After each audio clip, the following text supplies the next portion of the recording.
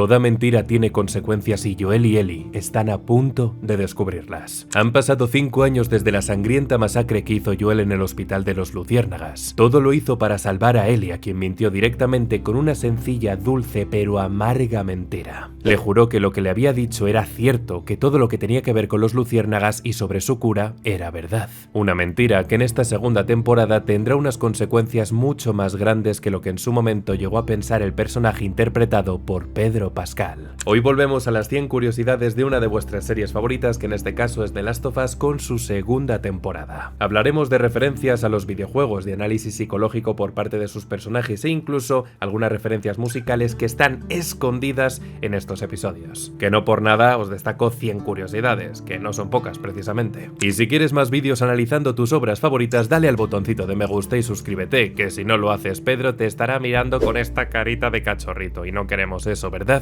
Dicho eso, empezamos.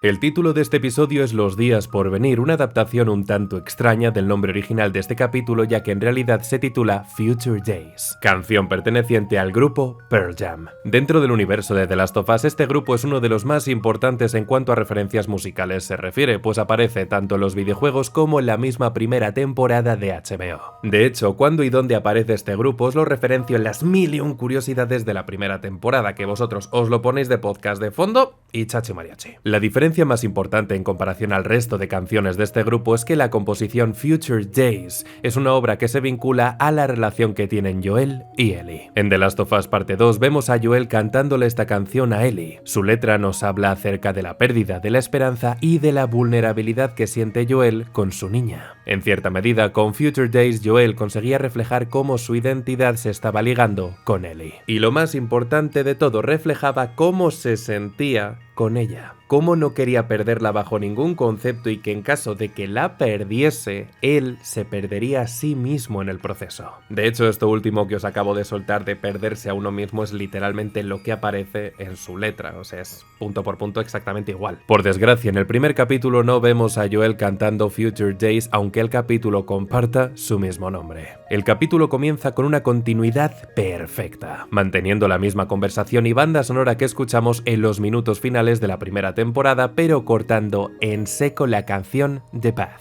Lo que oímos en los primeros segundos son las primeras notas musicales de esta canción, que es interpretada por Gustavo Santaolalla y que pertenece a un instrumento muy particular que a él le encanta, que es el ronroco. Este instrumento fue clave para que Gustavo terminase componiendo bandas sonoras para el séptimo arte como para los videojuegos, así que sí, en cierta forma le debemos mucho a este instrumento que tiene un nombre bastante curioso. Que por cierto, si estáis viendo este vídeo desde vuestros televisores o desde vuestros ordenadores, os dejo por aquí este código QR que os va a llevar a una entrevista en la que este compositor habla de la importancia de este instrumento. Merece mucho la pena, pero lo veis después de acabar este vídeo, por favor, por favor. En esta ocasión vemos la reacción de Joel, detalle que no pudimos conocer en la conclusión de la primera temporada, así como la aceptación de Ellie al juramento de este personaje. Lo interesante es que su marcha hacia Jackson fue originalmente el primer final que se grabó para la primera temporada. Una idea a la que se opuso Neil Druckmann, ya que querían que todo fuese idéntico a lo visto en el videojuego. La gran entereza que había demostrado Joel al responder con rotundidad a Ellie ahora se resquebraja ligeramente, y con su actuación vemos cómo es plenamente consciente de la mentira que acaba de decirle a esta niña. Una mentira que va a sacudir a toda la segunda temporada. Ahora teníamos la posibilidad de empezar exactamente desde ahí y ver la reacción de Joel, lo que generaba una tensión clave para todo lo que vendrá después. Para mí, lo importante fue precisamente esa reacción de Joel, que era nueva porque nunca la vimos en el videojuego. En The Last of Us Parte 2 sí que existe una representación de los sucesos vistos en el primer videojuego, tal y como sucede en esta ocasión, pero funciona a modo de recordatorio en un tiempo presente y no con la rotunda continuidad espaciotemporal que aquí sí que se da en televisión. No solo tenemos una nueva perspectiva del final de la primera temporada, sino que la presentación de esta segunda temporada es muy distinta a lo que vimos en The Last of Us Parte 2, con un una ligera transición completamente luminosa que rima con la identidad de los luciérnagas, se nos presenta un plano tremendamente importante que funciona como un puente emocional entre los personajes de Ellie y de Abby. En la primera temporada las jirafas eran un elemento icónico que te traía la inocencia de Ellie de vuelta. Después de haber sufrido un episodio traumático, gracias a estas jirafas, Ellie reconectaba con su inocencia y en cierta forma hasta le devolvían la esperanza de tener un fin y una razón para seguir adelante. Ahora esta razón para seguir adelante se va a trasladar a otro personaje, a Abby. Pero no va a ser algo esperanzador, sino más bien todo lo contrario. En lo que se va a centrar es en la venganza. Tenemos hasta 5 planos distintos para ilustrar la gran fuerza que poseen estos animales dentro de la escritura de The Last of Us, y cada uno lleva a otro que se aproxima más y más a Abby, quien tiene una emoción completamente diferente a la que pudimos ver de Ellie cuando vio por primera vez a estas preciosas jirafas. La melodía que empieza a resonar en el momento en que aparece la primera jirafa es el tema principal de The Last of Us Parte 2, que pudimos escuchar por primera vez en el E3 de 2018 siendo interpretado por el mismísimo Gustavo Santaolalla. En otro plano contrapicado vemos por primera vez a Abby, cuya expresión ocupa la mayoría del encuadre mientras su mirada se desplaza fuera del mismo. En anteriores planos ya hemos visto cómo ella está distanciada física como emocionalmente de su grupo, manteniéndose a unos pasos de sus compañeros. Este distanciamiento no solo se remarca por espacios físicos, sino también por objetos simbólicos como las distintas cruces que separan a esta futura protagonista de su grupo. La sensación de pesar de este pequeño grupo es compartida, un detalle que no le sucede tanto a Abby, pues ella se recluye en sí misma y se aleja de este sentimiento comunitario que tienen sus compañeros. Y la gran pregunta es, ¿por qué lo hace? Bueno, esto los que hayáis jugado a los videojuegos seguro que sabéis por qué hace lo que hace, pero los que seáis nuevos espectadores de esta temporada, preparaos bien, porque se vienen curvas. Que se destaque de primeras cómo se recluye en sí misma, cómo se encierra en sus pensamientos e incluso en sus obsesiones, será el kit de la cuestión sobre el que girará parte de la trama de esta segunda temporada. Con la aparición de los medallones de los luciérnagas volvemos a tener otro de los easter eggs más típicos de Naughty Dog, ya que estos medallones son objetos coleccionables en varios de sus videojuegos. Este grupo joven de luciérnagas discuten sobre qué hacer tras haber enterrado a un gran número de personas pertenecientes a su grupo. La primera respuesta que ofrece Owen es ir a Seattle, pero rápidamente su contestación es interrumpida por Abby. La indecisión del grupo contrasta absolutamente con la obcecación que ahora tiene Abby, quien no duda ni un instante en cuál va a ser su siguiente objetivo después de haber enterrado a varios de sus compañeros. Hasta que ella emite su primer diálogo, la dirección de esta escena profundiza suavemente en cómo ella está separada emocionalmente de lo que sienten los demás. En cualquier plano en el que aparecen sus compañeros, ella jamás da la cara, máximo te aparece de espaldas, escondiendo sus intenciones de los demás, hasta que finalmente verbaliza lo que ella quiere hacer. El personaje de Abby es interpretado por la actriz Kaitlyn Dever, quien ha hecho unos auténticos papelazos en las producciones de Unbelievable, Dopesick o No One Will Save You. Y para quienes hayáis jugado a los videojuegos os sonará que esta actriz fue de las primeras candidatas a interpretar a Ellie por su parecido físico, pero bueno, al final ha terminado interpretando a Abby, que bueno, a nivel de parecido físico, pues la verdad que no. En castellano se ha respetado a su misma actriz de doblaje, siendo Adelaida López quien le vuelve a dar vida, al igual que María Blanco repitió su papel con Ellie. Síndrome compartimental. Antebrazo destrozado. Vamos a encontrarlo. ¡Lo encontraremos! Estos detallitos, por muy tontos que puedan parecer, suman muchísimo si habéis sido fans de los videojuegos, porque es que es como tener a Abby delante. Este detalle también se da con el resto de los integrantes del grupo de Abby, a excepción del personaje de Manny, interpretado por Dani Ramírez. En el videojuego su doblaje corrió a cargo de Roberto Encinas y ahora es Raúl Rojo quien da vida a este personaje. Que por cierto, Dani Ramírez es un cacho pan, os lo aseguro. Le conocí en algunos eventos que pude grabar de Capitán América Brave New World y es que, o sea, el tío es un crack. Quien interpreta a Nora es Tati Gabriel, quien ya salió en otra adaptación de una obra de Naughty Dog como es Uncharted. Qué tremenda película, macho. Tremenda película. Pero es que también esta actriz va a dar vida a la protagonista de la próxima IP de Naughty Dog titulada Intergalactic. Que ya tocaba un nuevo videojuego Naughty Dog. Mira que os quiero más que a nada, o sea, literalmente os he sacado más de 1000 curiosidades de vuestras IPs. Pero por favor, ya tocaba, es que tener un remaster de un remake, de una colección de remakes, de una colección de remasters de port para PC es un poco excesivo.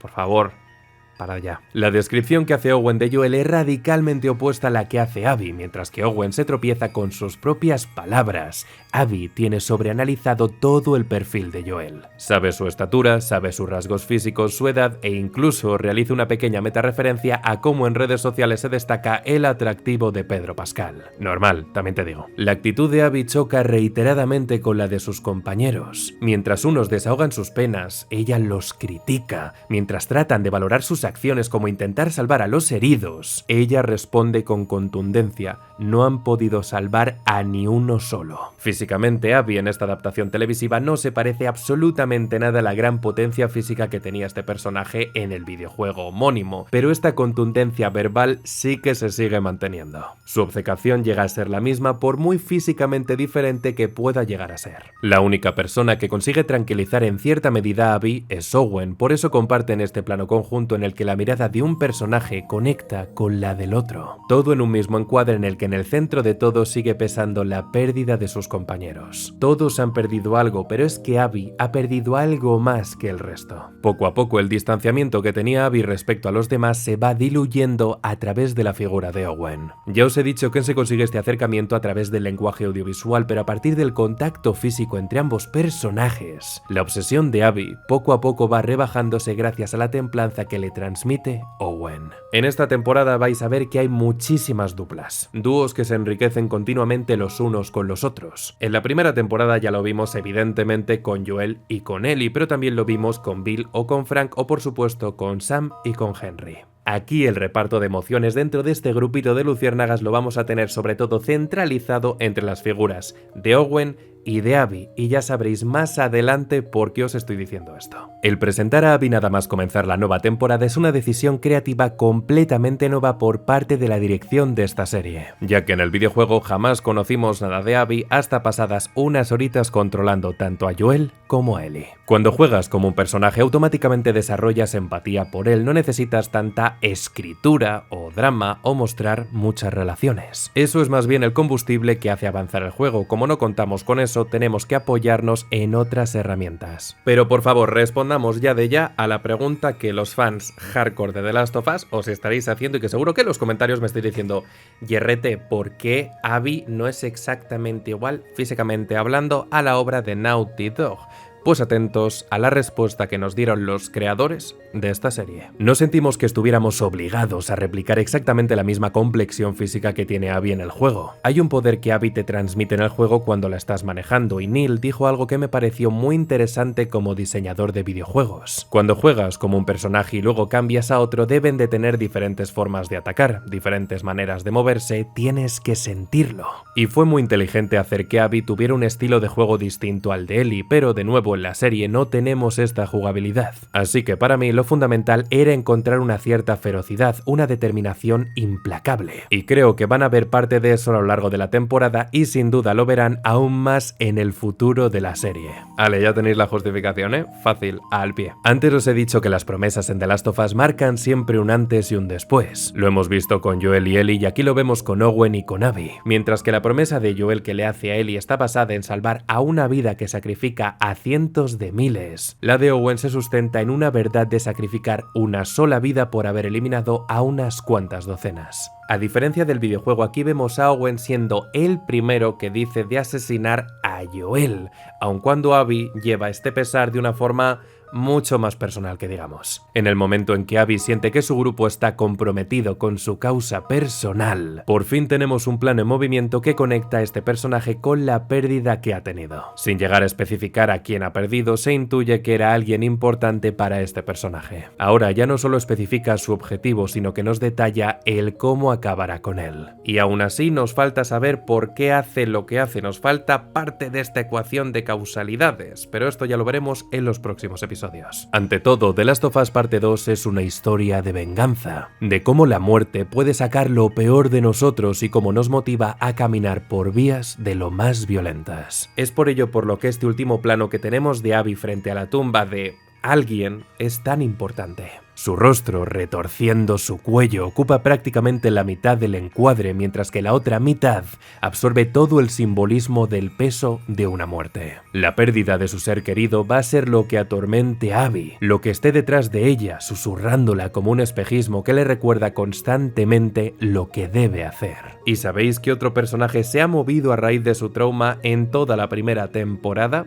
Joel. Honestamente, este me parece uno de los mejores planos que hemos tenido en este primer episodio. El entierro de los seres queridos de los luciérnagas no lo llegamos a tener en el videojuego y aquí Abby es la que está en movimiento, la que va a estar en movimiento frente al carácter inmóvil de la muerte representado por la tumba de su ser querido. La cruz que rodea a Abby será la misma cruz que ella cargará en un sentido de lo más simbólico. Y hablando de cruces, por cierto, qué temporadón se han marcado con Daredevil Born Again, o sea, qué fantasía de serie. Pasamos ahora a la introducción, que ahora es ligeramente diferente a lo que habíamos visto años atrás. Lo que más llama la atención es que ahora es más grisácea, más apagada, e incluso la figura de Ellie es un pelín más grandota, demostrando cómo ha crecido con el paso de los años. Han pasado ya 5 años y la primera toma que tenemos es la del brazo de Ellie con su nuevo tatuaje, el cual es idéntico al visto en los videojuegos. Y tú te preguntarás, ¿este tatuaje tiene algún significado oculto? Pues por supuesto, vamos, es que me parece alucinante que lo dudes. Por un lado, oculta la marca que demuestra su inmunidad, demostrando que desea ocultar su pasado. La polilla representa la obsesión de sentirse atraída por la luz mientras trata de perseguirla constantemente. Y el helecho, que también es muy importante, simboliza la resistencia que este personaje tiene ante las adversidades. Da armonía dentro de la obsesión que tiene su polilla. Pero, y en resumidas cuentas, y según las palabras del mismísimo Neil Druckmann, este tatuaje te viene a representar la relación que Ellie tiene con Joel y con su antigua vida. No se nos da un contexto de lo que está pasando, tan solo sabemos que han pasado 5 años y que Ellie ahora ha crecido y que vuelve a tener otro duelo físico que afronta de una forma mucho más violenta que cuando tenía 14 años. Físicamente no puede contra su adversario, un detalle que también vimos en los videojuegos cuando el mismo personaje se enfrenta a enemigos verdaderamente corpulentos como los que vemos con los serafitas. Y claro, tú te preguntarás, ¿quién narices son los serafitas? Pues tranquilo, que aún no es el momento de contártelo, todo a su debido momento.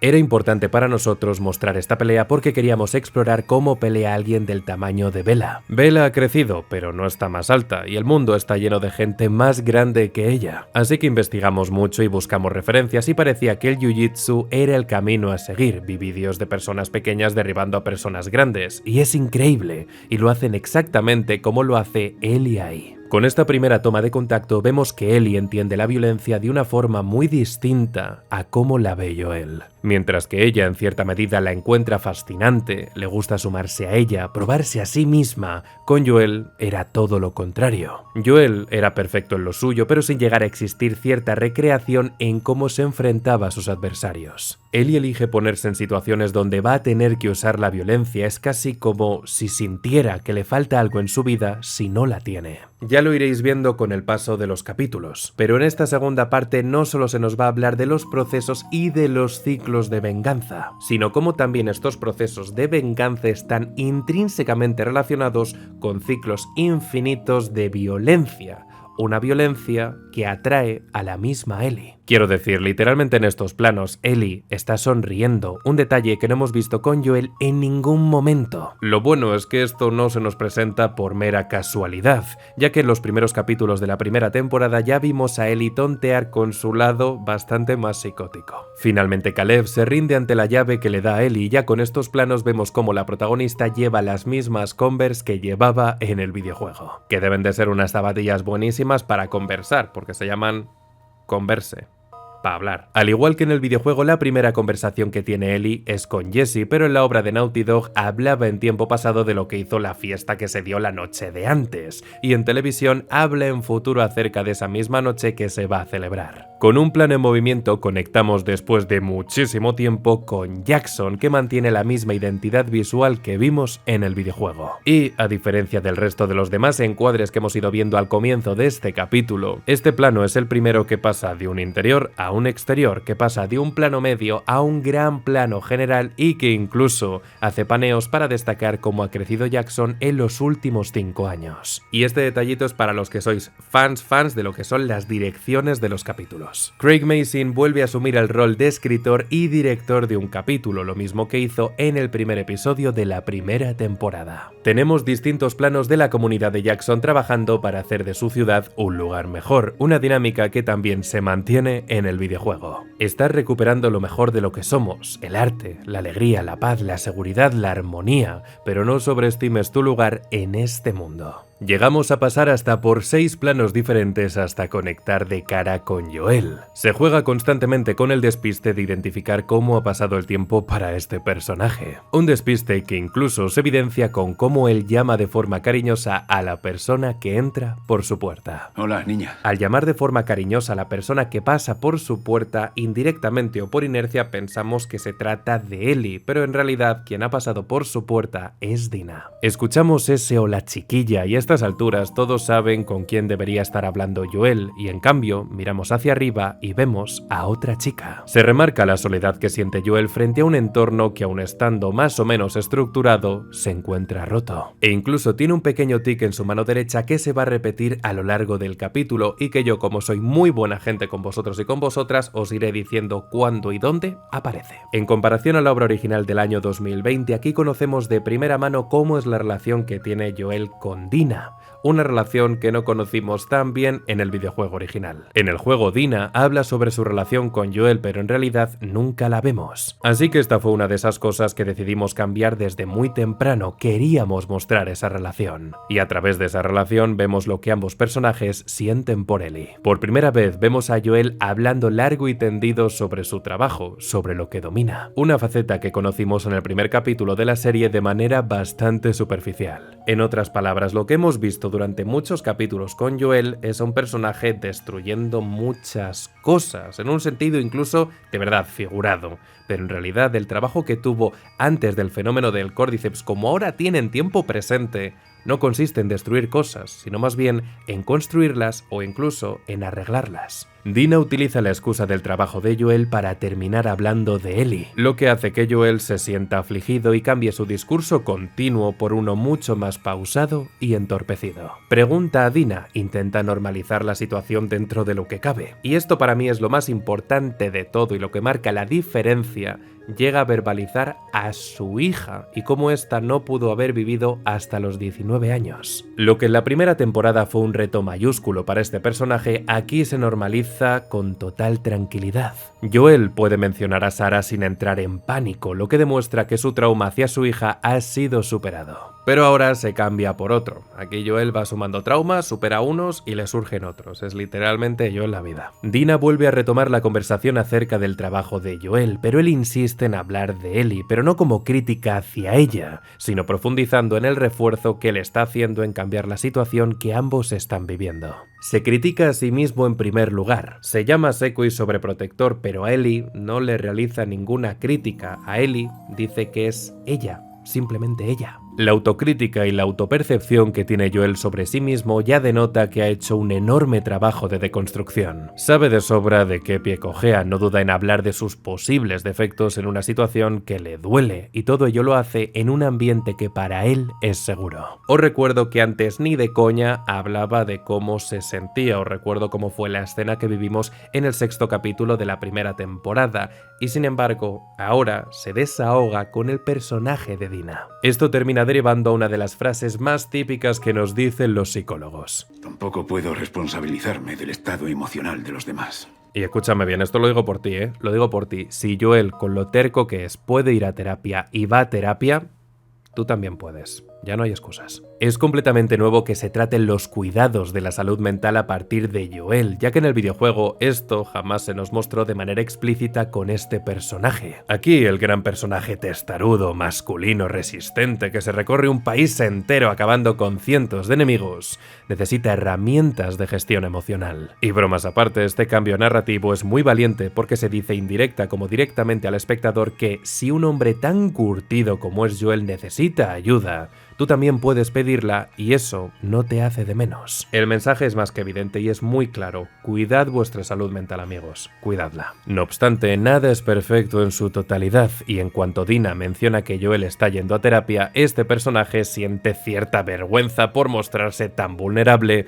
y cambia de tema rápidamente, volviendo a lo que estaban hablando antes sobre su trabajo. De esta forma se muestra de manera natural cómo está Joel mentalmente hablando. Ha mejorado muchísimo en comparación a su pasado, pero aún tiene cierto margen de mejora. Como todos, también te digo. Vale, os he hablado mucho sobre Joel, pero es que Dina también funciona como una figura receptora perfecta a la hora de comunicarse con él. Esto se liga directamente a cómo su personaje está construido para sentirse como un refugio seguro para aquellos que entablan conversación con ella. También por eso mismo todos nos hemos enamorado con su primera aparición en televisión. Se siente que Dina es un rayo de sol e Isabela Merced, bueno, le pedimos hacer muchas cosas diferentes en esta temporada y vamos a ver cómo se desarrollan. Pero una de las cosas que más me gusta de cómo interpreta a Dina en este primer episodio es que puedes sentir el calor que irradia. Quieres ser su amigo porque es tan divertida y está siempre al tanto de todo, es encantadora. ¿Os acordáis del plano general que os dije antes en el que los laterales de Joel representan su soledad y cómo su entorno está fragmentado? Pues tras hablar con Dina ahora, su alrededor está menos destruido y con una sensación de simetría mucho mayor. Normalmente se dice que las comparaciones son odiosas, pero en este caso son enriquecedoras. Ahora conectamos con Ellie y con Tommy, quienes están haciendo prácticas de tiro, una actividad que en el videojuego conocimos en forma de flashback y no en tiempo presente como aquí vemos. En la conversación que tienen ambos vemos cómo Ellie desobedece continuamente las órdenes que le dan mientras pone como excusa lo que pueden llegar a hacer los demás. Destaca lo mayor que se siente como para justificar su comportamiento y trata de desligarse de la protección de Joel, pero yo pienso que hace algo que ni de coña haría el personaje de Ellie, como es gritar a viva voz que la tía es inmune. Al final, Ellie se termina saliendo con la suya y Tommy accede a que vaya de patrulla junto a Dina. Pasamos ahora a un salto espacial y vemos cómo llegan distintos refugiados a la ciudad de Jackson. La idea de recoger a distintos refugiados que proceden de todo Estados Unidos es una idea que no se muestra de forma tan explícita en el videojuego. Tanto en estas tomas de la llegada de los refugiados como en la conversación que tiene Joel con María se evidencia que el acoger a inmigrantes es algo necesario y que incluso el mismo Joel llegó a ser en su momento un refugiado. De esta manera, a través de la identificación de los personajes como de las problemáticas que tienen dentro de este mundo ficticio,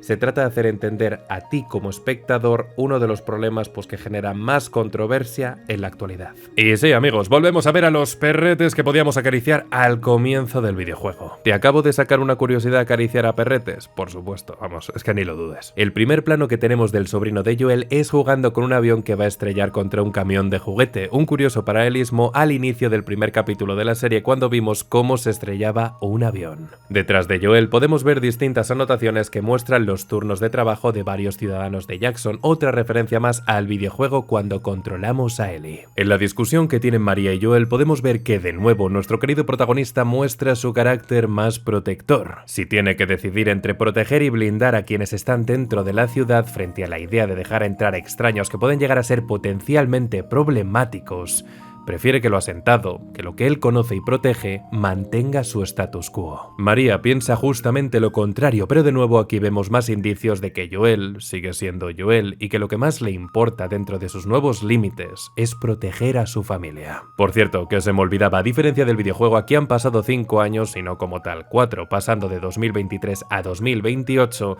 mientras que la obra de Naughty Dog pasamos de 2034 a 2038. Esos años no solo afectan a la vejez que tiene Joel, sino que con ellos vemos cómo ahora el hijo de Tommy tiene 5 añitos. Capítulos atrás vimos que Joel reaccionó mal ante la idea de que su hermano llegase a ser padre y ahora abraza con gran cariño a su sobrino. De nuevo otro detallazo muy bonito de que la pérdida de su difunta hija la tiene bastante superada. La sudadera que lleva su sobrino tiene unos dinosaurios bordados, otro de los elementos más repetidos dentro de la saga de The Last of Us. Aún no lo hemos visto en la serie, pero los distintos tiranosaurios que lleva bordados conectan con unos uno de los recuerdos más felices que van a tener Joel y Ellie. Y si hacemos un buen reminder de lo visto en esta serie, este dinosaurio también aparece en la carta de cumpleaños que le iba a dar Sarah a su padre justo el día en que ella falleció. La interacción entre Joel y su sobrino refuerza la idea que tuvimos desde siempre de que Joel es una persona de lo más familiar, que el pasar tiempo con su gente es lo que verdaderamente le hace feliz. Por eso entendemos tantísimo su pesar a lo largo de la primera temporada como el dolor que siente ante la indiferencia que ahora mismo Ellie le está mostrando. El momento que comparte aquí Joel junto a su sobrino es un momento genuinamente feliz.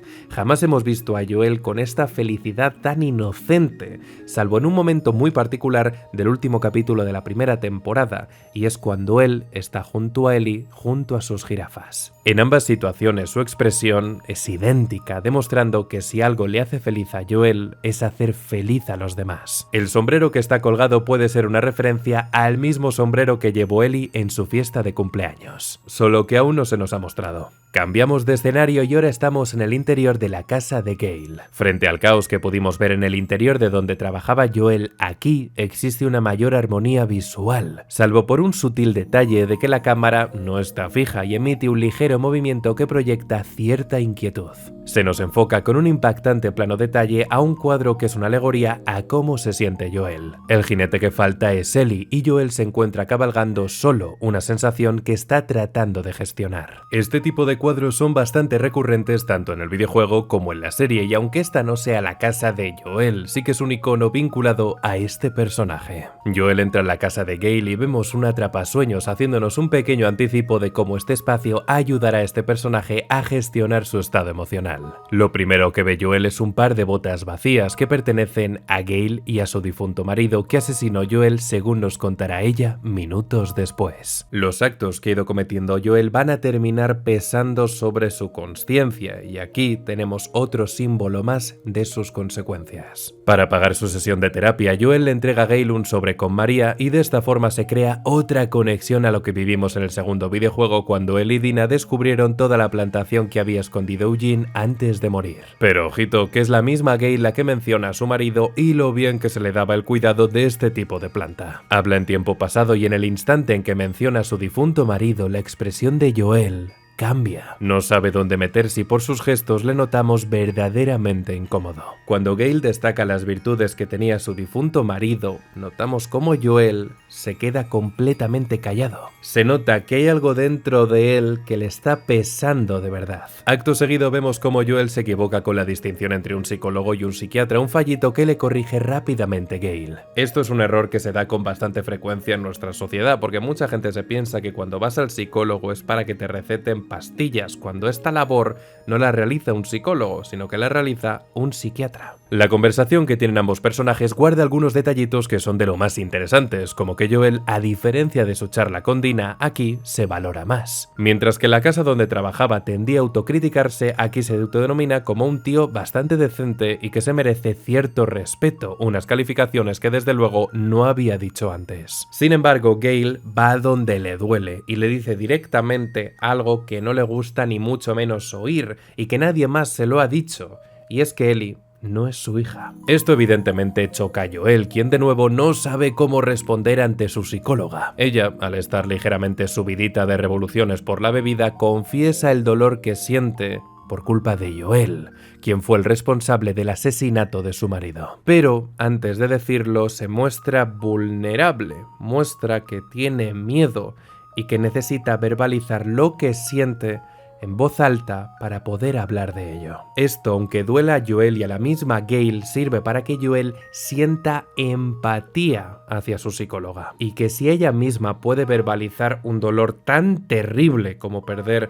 a su marido por culpa de la persona que tiene delante, él también puede verbalizar lo que está llevando por dentro. Básicamente es como un juego de turnos. La primera ronda de confesiones es cosa de Gale y la segunda pertenece a Joel. Y ahora tenemos la que para mí es la mejor interpretación que ha hecho Pedro Pascal en su carrera. En breves segundos, Joel muestra distintas emociones, el intentar gestionar lo que ha vivido y cómo le empieza a sobrepasar físicamente, cómo eso mismo le hace temblar hasta sus labios aun intentando aceptar lo que ha sucedido. Ante la pregunta de si hizo daño a Ellie, él por primera vez en la conversación responde rápidamente con un no. Siente vergüenza, culpabilidad e incluso hasta un cierto toque de arrepentimiento. Pero de un instante a otro su inquietud emocional termina confluyendo una determinación clara por lo que hizo, que fue ni más ni menos que por salvarla. Esta misma determinación es lo que hizo que él en el hospital de los Luciérnagas terminase asesinando a decenas y decenas de personas. Todo por salvar la vida de una niña. De nuevo vemos otro tic en su mano derecha, la misma que os mencioné antes cuando iba a hablar con Dina. Hay ciertas acciones que tienen consecuencias y estamos empezando a sentir el efecto dominó de esas decisiones. Joel emite únicamente 2 lágrimas en esta sesión. La primera cuando niega haberle hecho daño a Ellie y la segunda cuando verbaliza que la salvó. Aunque no llega a dar los detalles que sí que ofrece Gale en esta sesión, Joel, en cierta forma, sí que llega a verbalizar lo que le está carcomiendo por dentro. Puestos a comparar, os tengo que decir que esta escena posee algunos diálogos similares a los primeros minutos de The Last of Us Parte 2. ¿Y qué hiciste? Entonces, ¿qué hiciste? Salvarla. La salvé. De hecho, la banda sonora que suena en este momento es la misma que escuchamos al comienzo de este segundo videojuego y que ya hemos oído en diversos momentos de la primera temporada. ¿Cuándo y cómo? Bueno, para eso tenéis los 1001 detalles de esta primera temporada que os lo dejo por aquí. Tremendo videazo. Originalmente se pensó en incluir el perfil de un psicoterapeuta en la primera temporada. Escribí una versión para el primer episodio donde vemos a Joel hablando con un terapeuta, pero no encajaba. También parecía alejarse un poco de lo importante que era llegar a él y estaba retrasando algo que para nosotros era esencial. Pero fue algo bueno en realidad, fue algo positivo no haberle incluido en la primera temporada porque ahora hay más subtexto que podemos explorar. Salimos de la casa de Gale y nos dirigimos al garaje de Ellie. La canción que suena de forma diegética es Love Buzz de Nirvana, cuya letra nos habla de lo que es estar enamorado, un sentimiento que va a sentir Ellie hacia Dina. Y justo cuando suena esta canción, ¿quién te aparece? Pues Dina. Dentro de su casita, lo primero en lo que se enfoca la atención es en el símbolo que posee una guitarrita muy especial, siendo el mismo símbolo que tiene Ellie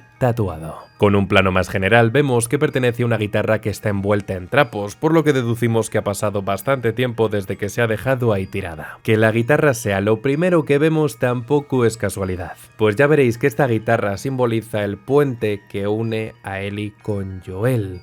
Y cuando se pierde esta guitarra, se pierde esta relación de ambos. En el videojuego se introduce de una manera muy distinta este instrumento, no se muestra abandonado como aquí vemos, sino que es Joel quien enseña a Ellie a aprender a tocar la guitarra que este mismo le regala. Este regalo lo hacía tocando la canción Future Days de Pearl Jam, pero bueno, aquí no tenemos esta escena, con lo cual esto ha desaparecido por completo. En la habitación de Ellie tenemos muchísimos guiños a su personalidad y lo que le apasiona. Su interés por el espacio, que le encante Matrix, su pasión por la música representada en discos de vinilo como en casetes como el de Into the Fire de Bryan Adams. Y por supuesto no podía faltar el regreso de Savage Starlight manteniendo el mismo póster que tiene en su habitación en el videojuego. Ellie está limpiando su pistola en su mesa de trabajo, una acción de lo más recurrente en los videojuegos cuando tratamos de mejorar nuestras armas. Quien llama a su puerta, como bien os he dicho antes, es Dina, lo que contrasta con lo visto en The Last of Us Parte 2, donde era Jesse quien acudía a nosotros para irnos de patrulla. Lo que sí que se mantiene de forma idéntica es como Ellie recoge su icónica navaja que estaba clavada en la entrada de su casa. Tras la salida del garaje vemos como la yegua de Ellie ha crecido. Ya os destaqué las curiosidades del sexto capítulo de la primera temporada que veríamos como Shimmer también crecería de forma paralela a Ellie. El diálogo de Jesse es mucho más largo a lo visto en el videojuego, donde únicamente se nos ofrecía un diálogo muy superficial con Dina para irnos de patrulla. Aquí vemos a distintas personas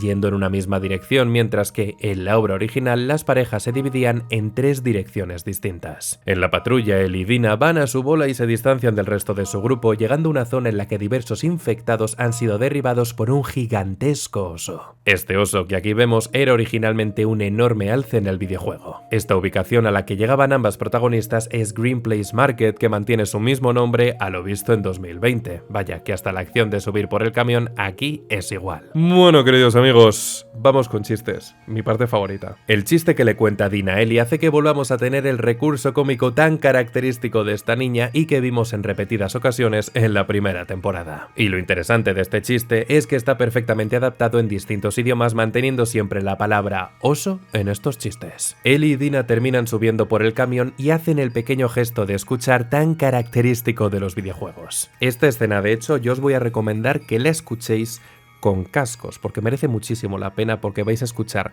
a un chasqueador por un lado y a otro chasqueador por el otro. De verdad, merece muchísimo la pena. De nuevo, es Dina quien frena la impaciencia y la imprudencia de Ellie, algo parecido a lo que vimos con Owen al comienzo de este capítulo. Ya os he avisado, va a haber muchas dinámicas de este estilo que vamos a ver tanto con Ellie como con Abby. Sabiendo que los chasqueadores son ciegos y que cuentan con un oído increíblemente agudizado, Ellie y Dina entran con sumo cuidado al edificio, repartiendo sus labores a la hora de acabar con estos bichos. Este ejercicio de paciencia que vemos con ambas lo descubrimos por primera vez en el segundo episodio de la primera temporada y aquí se repite una vez más. ¿Y qué utiliza Ellie para llamar la atención de un chasqueador? Pues una botella, uno de los objetos que podemos utilizar para distraer a estos bichos en los videojuegos. Y por fin, queridos amigos, se viene el mejor easter egg de todo el capítulo, y es que se mantiene exactamente igual la distribución visual de este cartel del empleado del mes, destacando en el mes de julio a este perrete tan simpático. Que estoy seguro que si sois fans de los videojuegos, este easter egg os habrá vuelto completamente esquizofrénicos. A mí al menos lo hizo. Ambas protagonistas acaban con los infectados de este lugar, pero por accidente Ellie se cae, mostrando otra diferencia más en comparación al videojuego en el que tanto ella como Dina caían en un nido de esporas. En este espacio, Ellie es mordida por una nueva clase de infectado, el acechador, que viene a ser un término medio entre un corredor y un chasqueador, y su diseño se inspira prácticamente en los primeros concept art vistos en The Last of Us Parte 2. La inmadurez y la arrogancia de Ellie hacen que ella sea mordida por esta nueva clase de infectado.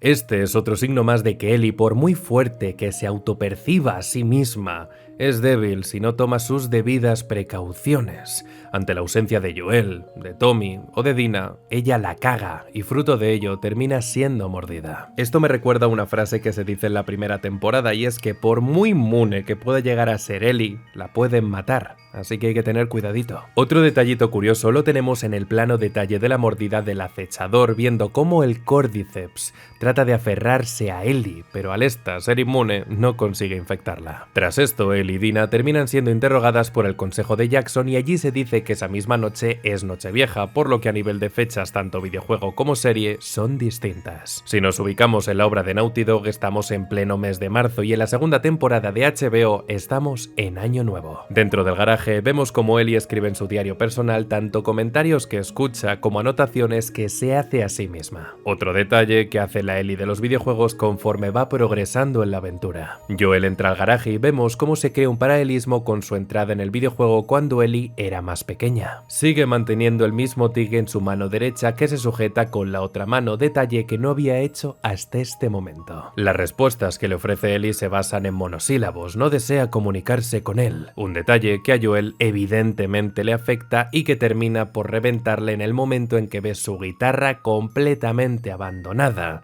tirada entre la ropa, cubierta de polvo y con las cuerdas desgastadas. ¿Y cuál es su reacción? Intentar arreglarla. Busca desesperadamente intentar arreglar su relación con Ellie, y como este instrumento es lo que conecta a ambos, él llega a pensar que arreglándolo volverá a tomar contacto con la que es su niña. Es una señal de descuido, es un gesto de rechazo hacia algo que a Joel le atraviesa el pecho como un cuchillo, y él hace todo lo posible por no estallar ni reaccionar. Solo camina, reprime todo lo que siente, le dice que la tendrá lista al día siguiente, que le cambiará las cuerdas, finge que solo está cuidando la guitarra. Ella lo sabe, en cuanto él la ve ahí tirada, ella sabe que ha cruzado una línea y que aparentemente no le importa. Ese es el nivel de profundidad de lo que está ocurriendo aquí, y cómo llegamos a esto y cómo se resuelve, bueno, eso está aún por venir. Los planos detalle de Joel cuidando su guitarra son una constante en esta licencia, viéndose representados tanto en televisión como en videojuegos. De nuevo se vuelve a incidir en distintas tomas ahora nocturnas de Jackson con el fin de que este espacio pueda ser otro actor narrativo más,